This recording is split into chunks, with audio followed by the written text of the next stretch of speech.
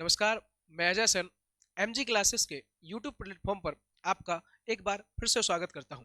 आइए, आज की जो क्लास रहने वाली है यह है एमपी बोर्ड कक्षा 12 के आर्ट्स के विद्यार्थियों के लिए रहने वाली है। इसमें हम इतिहास विषय के मानचित्र को समझने वाले हैं। देखिए, इतिहास विषय में या फिर हम बात करें आर्ट्स के, भूगोल हो चाहे वो इतिहास हो, दोनों में मैप का बहुत महत्व होता है, मानचित्र का बहुत महत्व होता है। और इतिहास में जो मानचित्र आते हैं, इनसे क्वेश्चन जो बनते हैं ये लगभग हमें फ्री के नंबर जैसे लगते हैं। तो ज़्यादातर विद्यार्थियों को मैप में बहुत ज़्यादा समस्याएं होती हैं, मैप भरने में बहुत ज़्यादा समस्याएं होती हैं। तो उसको आज हम आसान बनाने वाले हैं इस वीडियो के माध्यम से। तो सभी विद्यार्थी इस वीडियो को ध्यान से देखें और अंत तक बने रहें, क्योंकि हम इसमें वो सारी चीज़ें पढ़ने वाले हैं जो आपके फाइनल एग्जाम में आने वाली होती हैं। आप अगर इस वीडियो को बहुत ईमानदारी से पढ़ लेते हैं तो संभवतः, यदि आप सच में ईमानदारी से पढ़ रहे हैं, तो मैं गारंटी देता हूं कि आप 100 में 100 नंबर इसमें से ला सकते हैं। 100 से 100 मतलब कि जितने नंबर का यह आपका मानचित्र आता है उसके सारे के सारे नंबर आप एक साथ ला सकते हैं। तो चलिए स्टार्ट करते हैं आज का सेशन, जो रहने वाला है आपका मानचित्र का, इतिहास के मानचित्र का। अच्छा, एक जानकारी और दे देता हूँ, या एक ज़रूरी सूचना ये रहेगी कि यदि आप हमारे चैनल पर नए हैं तो चैनल को सब्सक्राइब कीजिए और बेल आइकन को दबाइए, ताकि आपको बोर्ड एग्जाम से संबंधित जितनी भी जानकारियां हैं वो आपको सबसे पहले उपलब्ध हो जाए। और आप यदि अभी कक्षा 12 में है या फिर आप किसी भी प्रकार की तैयारियां कर रहे हैं, तो हमारे एमजी क्लासेस में और अलग से, या हम बात करें कि यूट्यूब चैनल पर और भी वीडियोस डलती रहती हैं जो प्रतियोगी परीक्षाओं के लिए रहती हैं। तो सभी लोग बने रहें और देखिए यहाँ पर एमजी क्लासेस का यह नया सेशन जो आपका 12 के बच्चों के लिए रहने वाला है। तो चलिए अपन ज़्यादा बात ना करते हो, अपन अपने सेशन को स्टार्ट कर लेते हैं। सेशन स्टार्ट करने से पहले या क्लास स्टार्ट करने से पहले हम दो चार बातें करते हैं और दो चार लाइन पढ़ते हैं, जिनमें आप हमारे जीवन को या आपके जीवन में जो भी चीज़ें रहती हैं उनको समझने में सहायता मिलती है। जैसे कि संघर्ष प्रकृति का आमंत्रण है, जो इसे स्वीकारता है उसका जीवन निखर जाता है। देखिए, विद्यार्थी जीवन से जुड़ा हुआ एक सबसे अहम सत्य हो जाता है। कैसा हो जाता है कि भाई संघर्ष प्रगति का ही आमंत्रण है, यानी कि यदि हम विद्यार्थी जीवन में रहते हुए संघर्ष करेंगे तो हम प्रगति स्वतः ही पा जाएंगे, या फिर हम बात करें कि हम आगे बढ़ते जाएंगे। और जो इसे स्वीकारता है उसका जीवन निखर जाता है। तो हम विद्यार्थी जीवन में रहकर यदि हम मेहनत अभी कर लेते हैं तो आगे का जीवन हमारा निखर जाएगा। ठीक है, इसी के साथ अपनी क्लास को हम आगे बढ़ाते हैं। तो आइए जरा, अब हमारा जो फाइनल सेशन है वो होने वाला है, जो मैप से रहने वाला है। सबसे ज़्यादा समस्याएं यही आती है विद्यार्थियों को कि मैप हम भरें कैसे, या हमें पूछा क्या गया हम कहाँ पर लगा दें। तो मैप को भरने का आज मैं आपको सबसे आसान तरीका बताने वाला हूँ। तो आइए चलिए देखते हैं। तो इसमें पहला जैसे क्वेश्चन दिया गया है या पहले पूछा गया है कि भारत के मानचित्र पर 6ठी शताब्दी ईसा पूर्व के 16 महाजनपदों में से किन्हीं 4 को अंकित कीजिए। अब जरा सबसे पहले तो ये समझिए कि मानचित्र पर 16 महाजनपद हमें दर्शाने हैं। तो 16 महाजनपद, सॉरी माफ करना, हमें मानचित्र पर महाजनपद दर्शाने हैं, जो कि इतिहास में टोटल आपके 16 महाजनपद हुए। तो 16 में से मात्र हमें 4 दर्शाने। अब 4 कोई भी दर्शा सकते हैं, लेकिन यदि हमें दिया गया है कि कौन कौन से महाजनपद आप दर्शा सकते हो, तो हमारे लिए और आसान हो जाता है। जैसे यहाँ पर अश्मक, मत्स्य, सूरसन और काशी 4 महाजनपद दिए गए, तो इनको ही दर्शा देते हैं। लेकिन इनके अलावा भी कुछ इंपोर्टेंट महाजनपद भी रहेंगे जो मैं आपको अपने आप से बता देता हूँ। तो देखिए जरा, इसमें देखेंगे सबसे पहले लिखा गया है कि भाई 16 महाजनपदों में से किन्हीं 4 को दर्शाइए। तो किन्हीं 4 में से हमें जो दिए गए पहले हम वो दर्शा लेते। जैसे अस्मक हो गया, अस्मक हमें कहाँ मिलेगा, या हम बात करें कि जो भारत का मानचित्र है इसमें अस्मक कहाँ पड़ेगा, तो आपका आज वर्तमान के जो महाराष्ट्र वाला इलाका है इसमें आपको अस्मक देखने को मिल जाएगा। यहाँ पड़ेगा आपका अश्मक। तो ये पहला महाजनपद हो जाता है जो आपका महाराष्ट्र में पड़ेगा। दूसरा इसमें बताया गया मत्स्य महाजनपद, कि मत्स्य महाजनपद कौन से राज्य में। तो आज वर्तमान में यदि मैं बात करूं तो मत्स्य महाजनपद आपका राजस्थान में पड़ जाता है। यदि हम बात करें मत्स्य महाजनपद की, तो ये कहाँ देखने को मिल जाएगा, तो हम देखेंगे कि ये महाजनपद आपको देखने को मिलेगा आज के वर्तमान,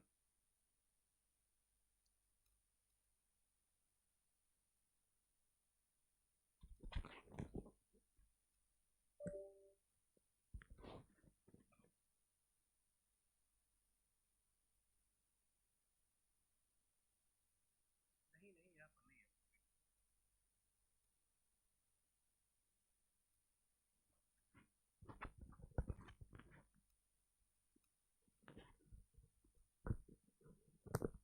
हाँ चलिए, तो मत्स्य देख रहे थे, मत्स्य आपका राजस्थान में पड़ जाएगा। यहाँ पर यदि हम बात करें राजस्थान की, ये वाले स्थान पे आपको मत्स्य महाजनपद देखने को मिल जाएगा, मत्स्य महाजनपद।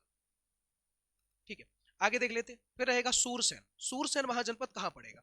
तो सूरसेन दरअसल आपके मथुरा की राजधानी, मथुरा जिसकी राजधानी हुआ करता था, तो वो पड़ेगा आपका उत्तर प्रदेश में। आज वर्तमान में इस वाले इलाके में हमें मथुरा या सूरसेन देखने को मिल जाएगा, सूरसेन महाजनपद ये देखने को मिल जाएगा।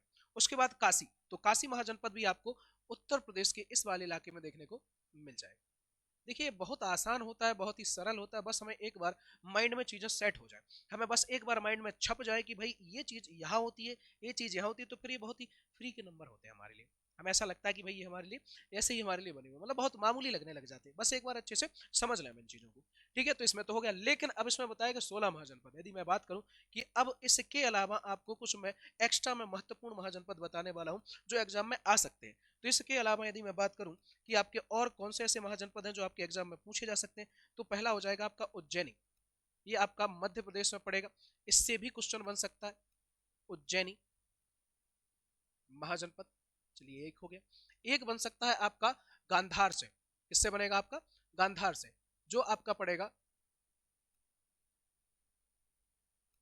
पाकिस्तान में। आज गांधार, गांधार के बारे में सुना होगा आप लोगों ने, गांधार नरेश शकुनी हुआ करते थे, वो यहीं के हुआ करते थे, इसी महाजनपद के हुआ करते थे। तो गांधार महाजनपद हो गया।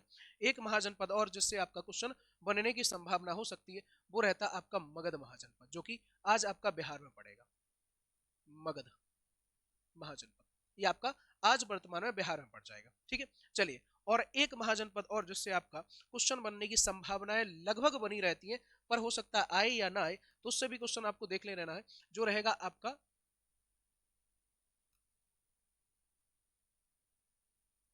अंग महाजनपद।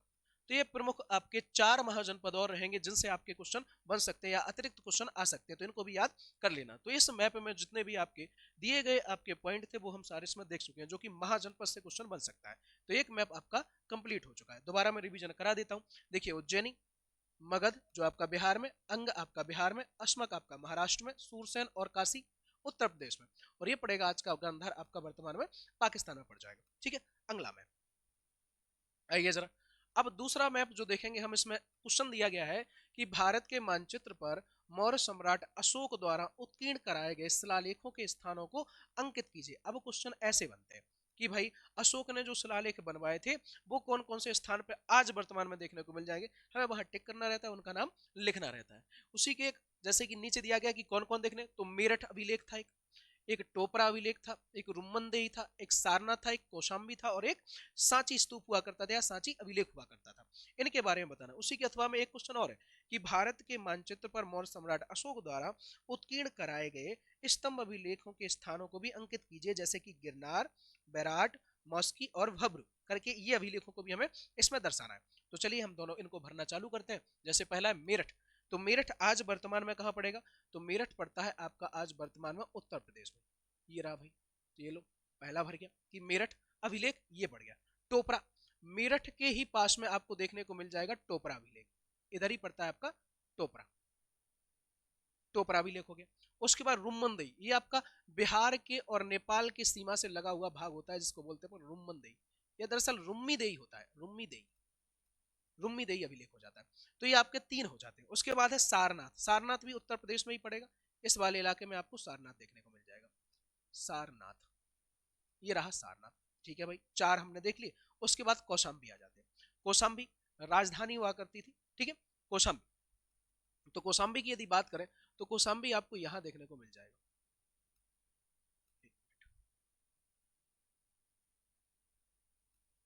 गलत जगह, यहां मिल जाएगा कौशाम्बी, कौशाम्बी बन नहीं रहा, इसको अलग पेन से करते हैं अपन। तो यहां देखने को मिलेगा अपने को कौशाम्बी, कौशाम्बी। ठीक है, चलिए, तो ये आपका कौशाम्बी हो गया। उसके बाद सांची, सांची आपका मध्य प्रदेश में रायसेन के पास में पड़ेगा, इधर पड़ जाएगा आपको, रायसेन जिले में पड़ता है सांची। तो लगभग ये हमने कर लिया। ये तो हमारे पूरे हो गए भाई। ऊपर वाला जो हमारा क्वेश्चन था, जैसा पूछा गया था कि भाई निम्न को अंकित कीजिए, मेरठ, टोपरा, रुम्मनदई, सारनाथ, कौशाम्बी और सांची। तो इनमें तो हमने देख लिया कि भाई ठीक है भाई, ये मेरठ हो गया, टोपरा हो गया, रुम्मनदई, सारनाथ और कौशाम्बी और सांची हो गया। तो ये प्रमुख 5 अपन ने 6 इसमें देख लिया। उसके अलावा अथवा का क्वेश्चन भी था इसमें, जिसमें दिया गया था कि गिरनार, विराट, मौस्की और भबरू अभिलेखों को भी हमें बताकर दीजिए। तो हम इसमें भी देख लेते हैं भाई। सबसे पहले गिरनार, तो गिरनार पड़ेगा आपका गुजरात में, ये वाला इलाका आपका गिरनार होता है। गिरनार, यहाँ पर गिरनार अभिलेख लिखा गया था, जो कि मौर्यकालीन था और बुद्ध धर्म से भी संबंधित माना जाता है। उसके बाद हम देख, अच्छा गिरनार अभिलेख लिखवाया किसने था, तो कहते हैं कि रुद्रदामन प्रथम द्वारा लिखाया गया था। यह संस्कृत भाषा में लिखा हुआ प्रथम अभिलेख भी माना जाता है। बैराट, बैराट कहाँ पड़ेगा, तो बैराट पड़ता है आपका उत्तर प्रदेश के इस वाले इलाके में, यानी कि हरियाणा से लगा हुआ रहता है, जिसे हम बैराट बोलते हैं, बैराट। ठीक है। उसके बाद मॉस्की अभिलेख, मॉस्की अभिलेख पड़ता है आज का वर्तमान में आप देखेंगे तो तेलंगाना वाले इलाके में चला जाता है, इसे हम मॉस्की बोलते हैं, मॉस्की अभिलेख। ठीक है। उसके बाद आपका भबरू, भबरू पड़ेगा राजस्थान में, इस वाले इलाके में भबरू अभिलेख होता है,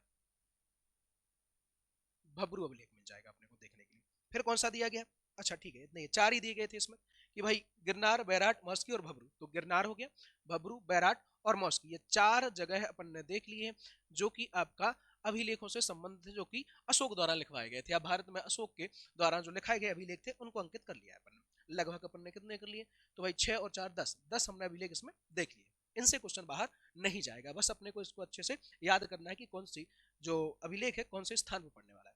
ठीक है, अब अगला देख लेते हैं। 2 मैप अपन कंप्लीट कर चुके हैं, अब आइए तीसरे मैप पर। इसमें बताया गया कि भारत के मानचित्र पर बौद्ध स्थल को दर्शाइए। जैसे कौन कौन से बौद्ध स्थल, पहला है लुम्बिनी, बोधगया, सारनाथ, सांची, अमरावती, श्रावस्ती और कुशीनगर को। ये दरअसल भगवान बुद्ध के जीवन से जुड़े हुए 4 से 5 स्थान है। इनको हमें भारत की जहां जहां स्थान पर यह स्थित है आज, उनको अंकित करना रहता है। तो चलिए इसको स्टार्ट कर लेते हैं, इसको भी देख लेते हैं। तो हमें पहले बताना है कौन सा, लुम्बिनी वाला गांव, कि लुम्बिनी कहाँ पड़ेगा। तो लुम्बिनी की यदि मैं बात करूं तो यह नेपाल की तराई में बसा हुआ एक छोटा सा गांव था, जहां पर भगवान बुद्ध का जन्म हुआ था, और इसे बोला जाता है लुम्बिनी, लुम्बिनी। ठीक है, चलिए भाई ये लुम्बिनी देख लिए, क्योंकि लुम्बिनी हम दूसरे तरीके से भी लिख सकते हैं,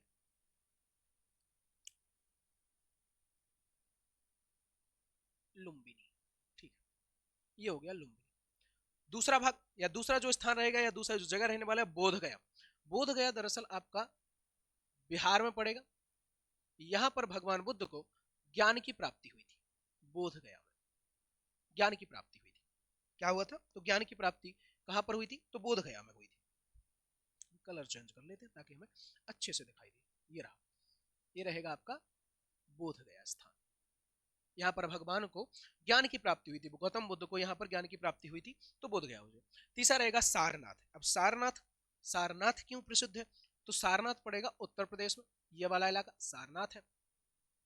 सारनाथ प्रसिद्ध है, भगवान बुद्ध को जब ज्ञान की प्राप्ति हुई तो पहला उपदेश अगर उन्होंने कहीं पर दिया था तो सारनाथ में दिया था। सारनाथ में पहला शिष्यों को बिठाया और पहला उपदेश दिया, और उसको सारनाथ स्थान पर दिया गया था, इसलिए स्थान प्रसिद्ध हो जाता है।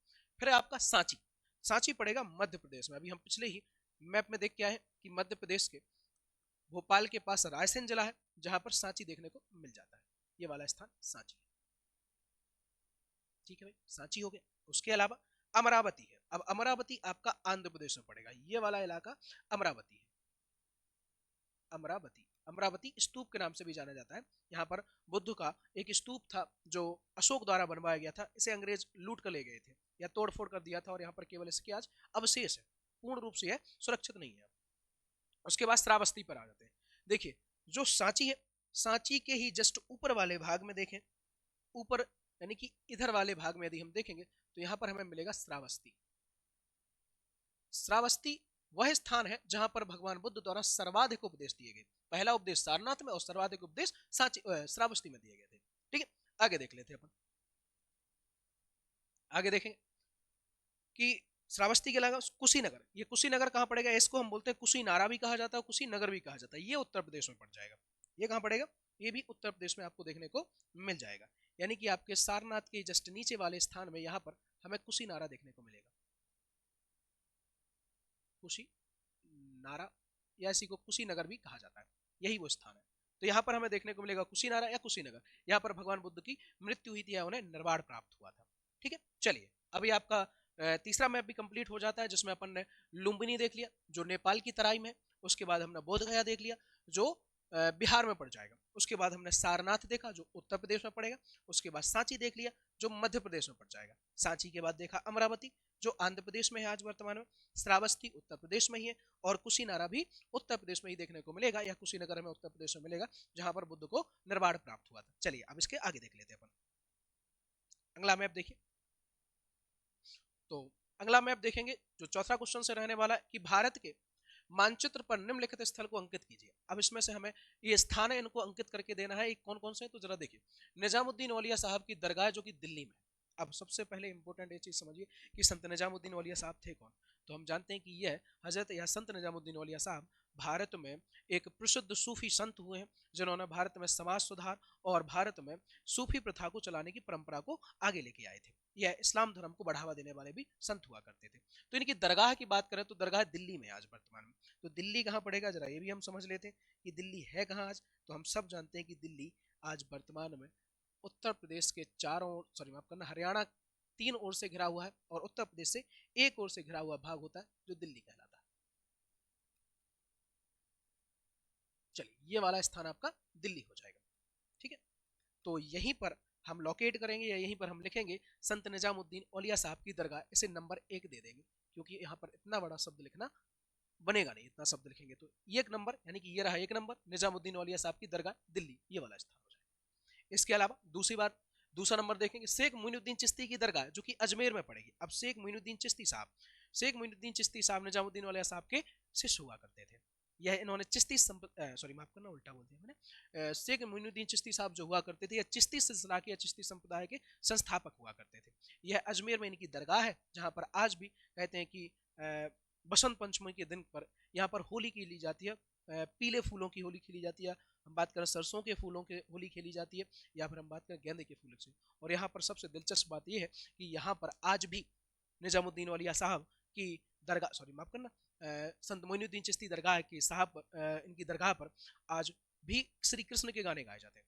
तो ये हमारे भारत में रहने वाली ये परंपरा का या भारत में बहुधर्मीय परंपराओं से जुड़ा हुआ एक इतिहास होता है, जिसमें हिंदू मुस्लिम एकता को बढ़ावा दिया जाता है। चलिए भाई आगे देख लेते हैं। तो संत निजामुद्दीन औलिया साहब की दरगाह सॉरी मोइनुद्दीन चिश्ती की दरगाह को इसको देखते हैं। ये पड़ेगी आपकी अजमेर में, ये आपको अजमेर में देखने को मिल जाएगी। ठीक है, ये वाला इलाका अजमेर का, तो इसको नंबर 2 दे देते हैं अपन, ये नंबर 2 हो जाएगा ये वाला इलाका। तो मोइनुद्दीन चिश्ती की दरगाह। फिर तीसरा संत सलीम चिश्ती की दरगाह जो कि आगरा में पड़ेगी। सलीम चिश्ती अकबर के गुरु हुआ करते थे, अकबर जो हुआ करता था उसके गुरु हुआ करते थे सलीम चिश्ती साहब।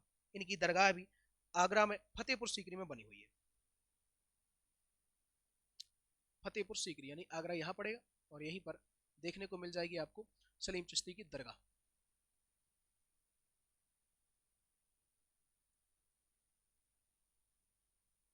ठीक है, ये रहा, इसको हम नंबर 3 दे देते हैं। तो ये तीनों की तीनों जो स्थान है आपको भारत के इन स्थानों पर देखने को मिल जाएंगे। निजामुद्दीन औलिया साहब की दरगाह दिल्ली में, शेख मोइनुद्दीन चिश्ती दरगाह आपकी अजमेर में, और संत सलीम चिश्ती की दरगाह आपको आगरा में देखने को मिल जाएगी। ये तीनों जगह आप पढ़ सकते हैं। ठीक है, चलिए अब आपका चौथा मैप। अब इसके बाद आइए 5वां।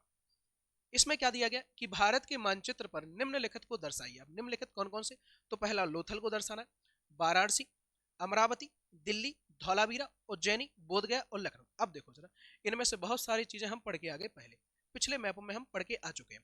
तो इसमें से जो आपका, जैसे कि आपका दिल्ली हो गया, जैसे कि आपका कहाँ गया, बोधगया हो गया, ये दोनों स्थान मैं नहीं बताऊंगा, ये दोनों स्थान आपको स्वयं लगाने हैं। पिछली वीडियो में जो पिछला मैप में बता के आया हूँ उसको देखकर ये आपके लिए क्लास वर्क होने वाला है कि आप दिल्ली को स्वयं लगाने वाले हैं। यहाँ अभी आप दिल्ली को भरेंगे अपने हाथों से, जो मैं आप पिछले वाले मैप में बता के आ चुका हूँ। तो इसको आप लगाइए, बाकी मैं भर के बता रहा हूँ। जैसे लोथल, लोथल कहाँ पड़ेगा, तो लोथल आपको देखने को मिलेगा गुजरात के इस वाले इलाके में, ये रहेगा आपका लोथल, ये लोथल हो जाएगा। ठीक है भाई, लोथल हो गया। वाराणसी कहाँ पड़ेगा, तो वाराणसी आपको देखने को मिल जाएगा उत्तर प्रदेश के इस वाले इलाके में, जिसे हम काशी वाराणसी के नाम से भी जानते हैं।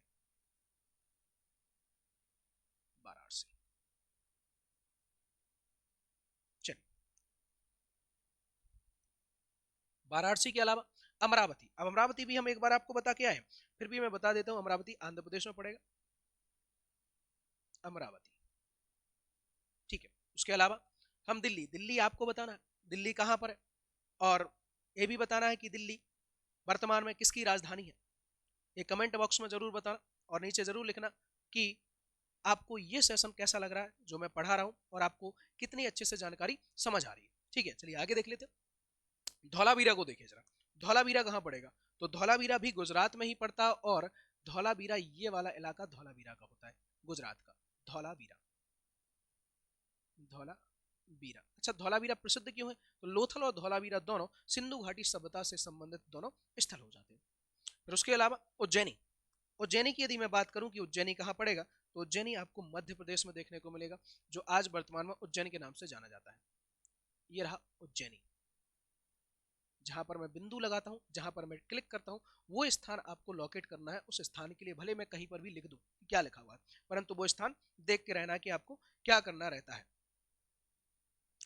आगे बोध गया, बोध गया भी मैं आपको बता चुका हूं, और ये भी आपके लिए क्लास वर्क होने वाला है। आप बोध गया अपने आप से लगाने वाले हैं। अभी मैं पिछले वाले मैप में भी आपको ये बता के आया हुआ हूं कि बोध गया कहां पड़ने वाला है। ठीक है, चलिए उसके बाद ये आपका क्लास वर्क है, बिल्कुल बिल्कुल आपको करना ही है, अभी के अभी लगाइए, फिर हम आगे बढ़ने वाले हैं। ये क्लास वर्क होने वाला है, आप जल्दी से बोध गया लगाइए, मैं उससे आगे बढ़ जाता हूँ उसको। ठीक है, लगा लिया, कहां पर पड़ता है, ठीक है, बढ़िया। तो लगाने के बाद अब अगला लखनऊ होने वाला है। लखनऊ देखेंगे हम, लखनऊ कहां पड़ेगा, तो लखनऊ तो उत्तर प्रदेश की राजधानी है भैया, नवाबों का शहर कहलाता है लखनऊ। तो ये रहा आपका लखनऊ, लखनऊ।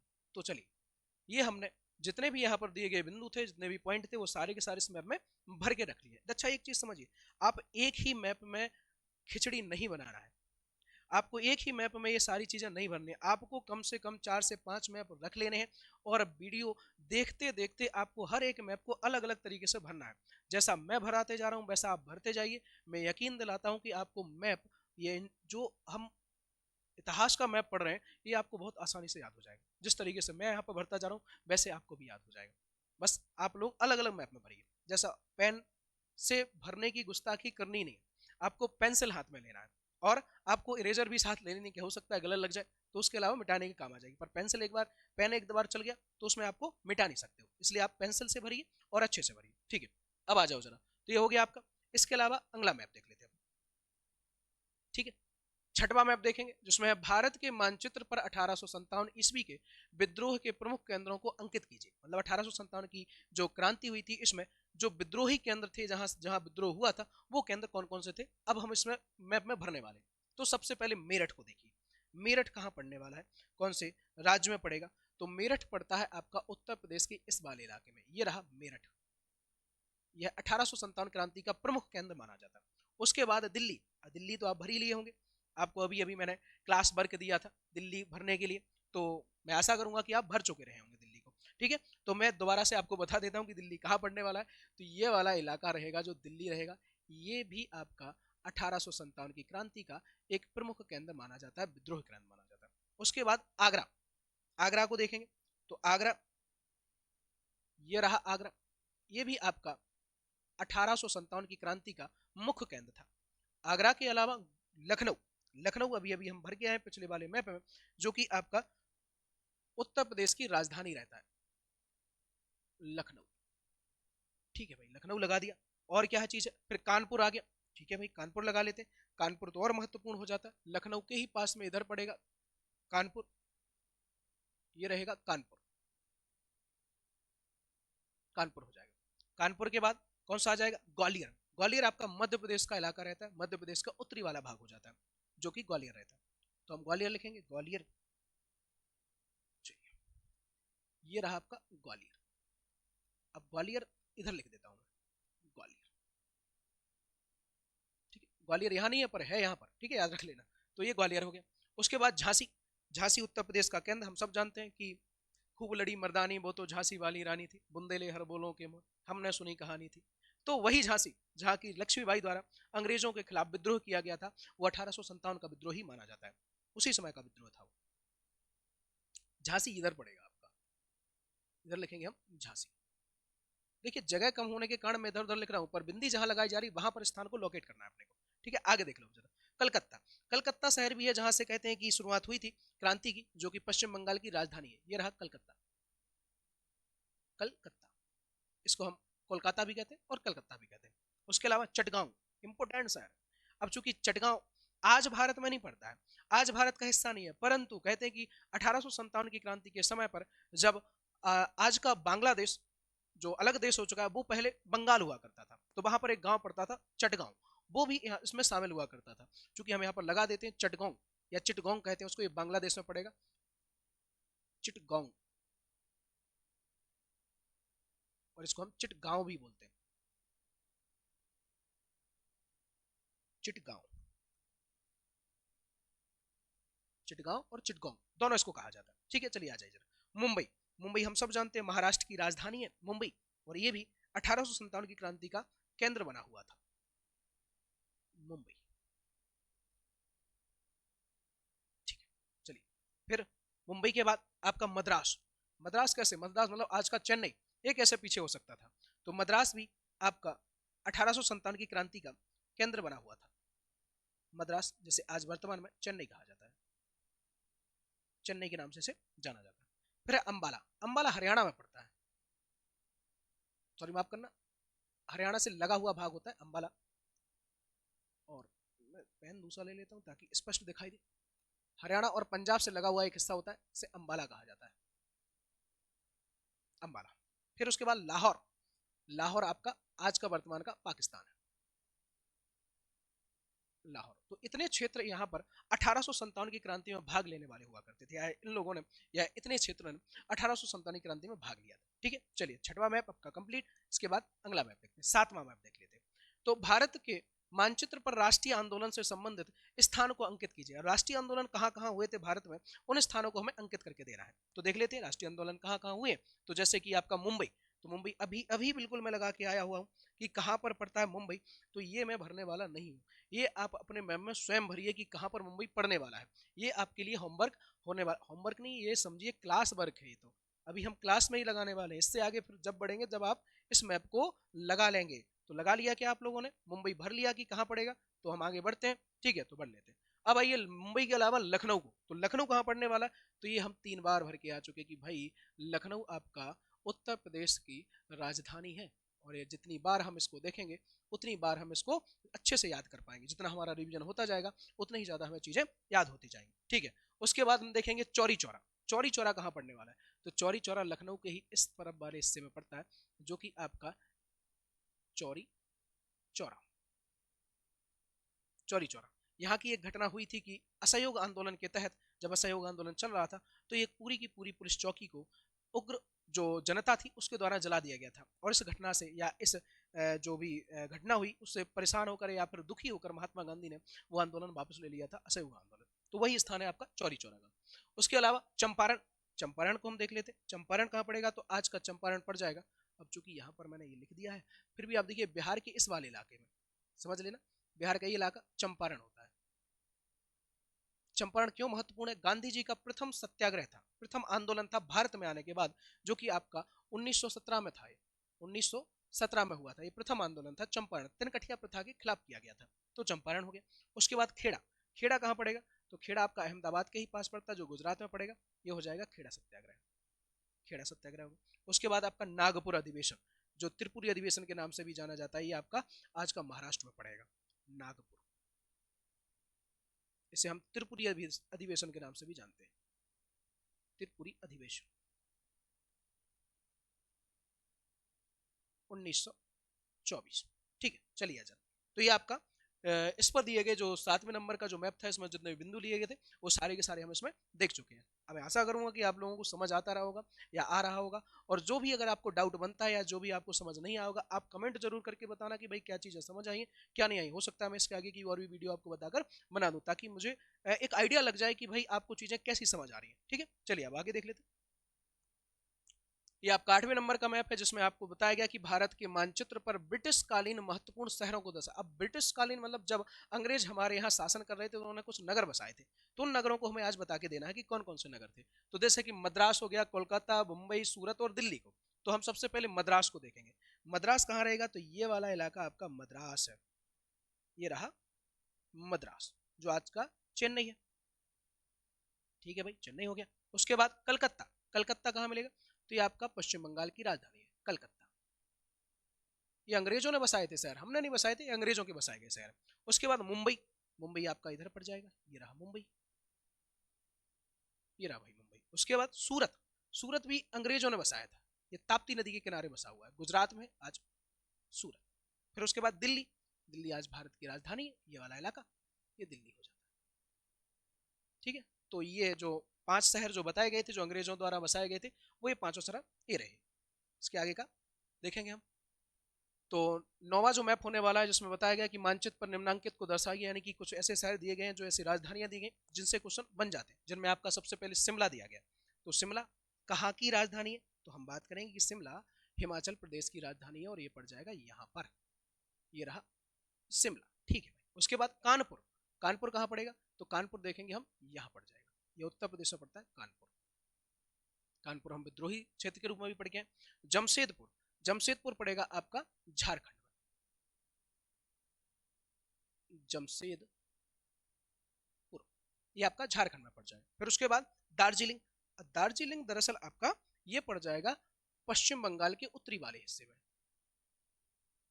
दार्जिलिंग, भारत में पहली बार चाय की खेती यही हुई थी दार्जिलिंग में।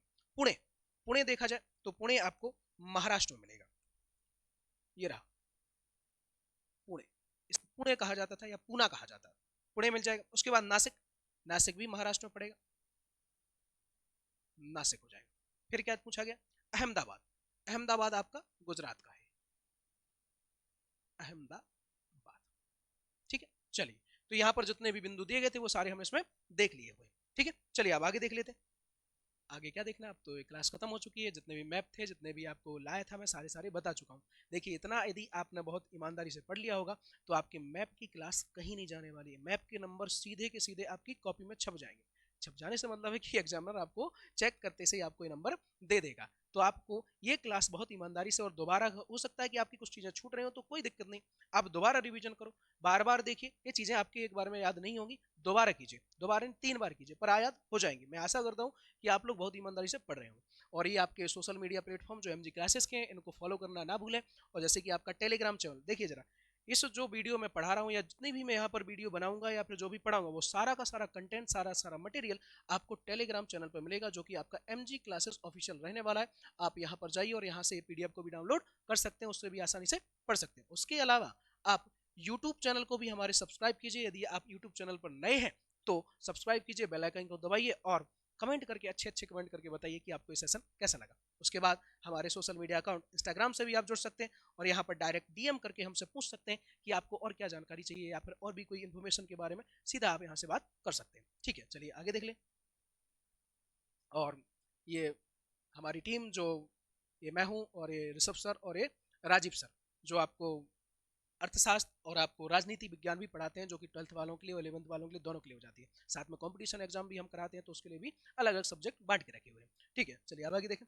तो वीडियो को जाने से पहले लाइक करें, कमेंट करें और चैनल को सब्सक्राइब भी करें। ठीक है, चलिए इसी के साथ क्लास खत्म होती है। टाटा बाय बाय, गया गुड बाय, हम भी जाते हैं, आप भी जाइए और अच्छे से पढ़िए।